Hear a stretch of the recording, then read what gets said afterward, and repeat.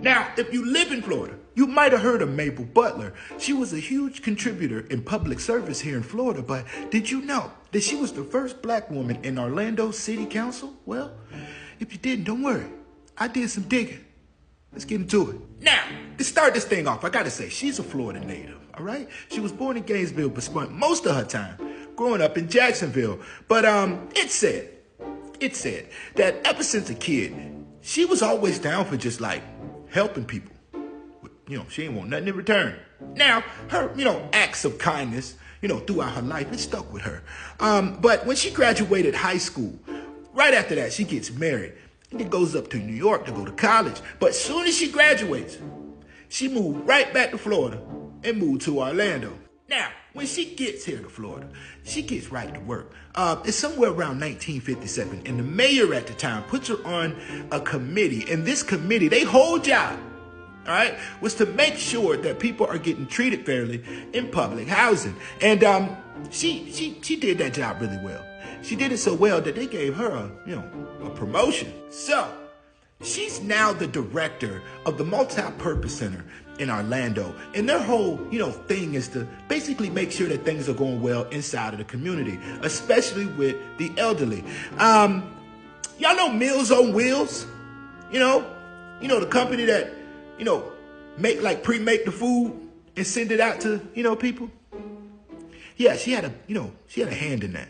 So before she was, running this program, there was no business at the time that would, help disabled people or, elderly that couldn't leave their home. You know what I mean? They can't go out and get groceries. They can't get food. They can't, prepare their food. So she got Meals on Wheels to actually start up, their own division here in Orlando. Also, the area that she was, able to cover is huge. You got to understand something. Orange County, like the whole county, it's huge, all right? The city of Orlando is huge, all right? And she was able to get all of West Orange County and parts of Osceola County set up with Meals on Wheels, which is a big thing. Because especially in a big area like that, big city, these elderly people, they need help. And she was able to get that done. But that's not it. Mabel out here rolling. Okay? Because from 1984 to 1990, okay, she makes history. She becomes the first black woman to serve in Orlando City Council. All right? Now that's huge. Now, during the time, all right, that she was serving in those terms, she got a lot of stuff done, a ton of stuff, all right, especially for the community and public service. They loved her.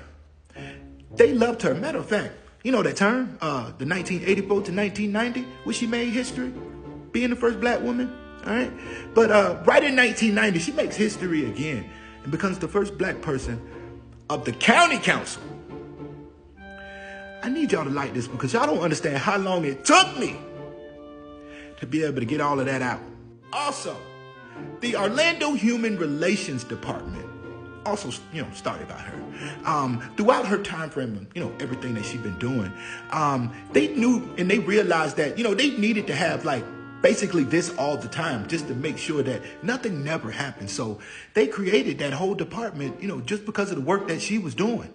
Also, just want to throw this in there real quick because I read a bunch of, articles on her. And in one of them articles, it said that she really didn't want to, get into politics at all. She wanted to strictly stick with public service because that's what she was good at. And that's what she really wanted to do. But she knew that if she really wanted to make a change and a difference in, what she was doing, that she would have to, you got to get up there so you can make decisions, so you can, help out as much as you can. Also, she knew her power, all right? Because not only was she doing her own, campaigns when she was running for the, city council and stuff like that, she was doing other people's campaigns as well and helping them win.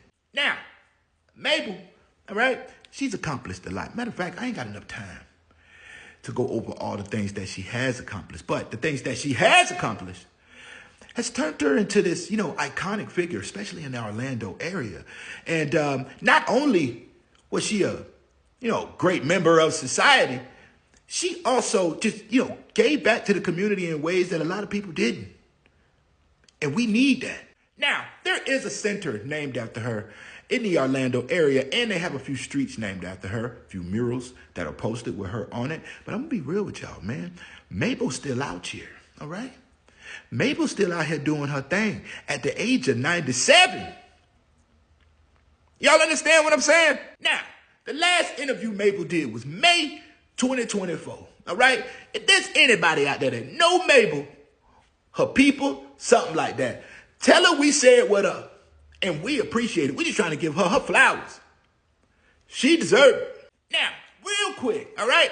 I want to thank the Florida Civil Rights Museum for giving me the inspiration behind this story. And if you don't know about the Florida Civil Rights Virtual Museum, this is a museum that you can go to virtually and get all the history you need. Now, look, I'm going to be real, all right? I got lost on this thing for about 30, 45 minutes just navigating through this thing, all right? Learning about all these people. Like I said, this virtual. You can literally go through this thing, go around a corner like a real museum. So if you into this, come check it out. It's the FloridaCivilRightsMuseum.org, all right? Come on the website and, take the tour. Now, look, I don't know what y'all gonna do to remember this. Like it, comment, share it. I don't know, but the more you know. Peace.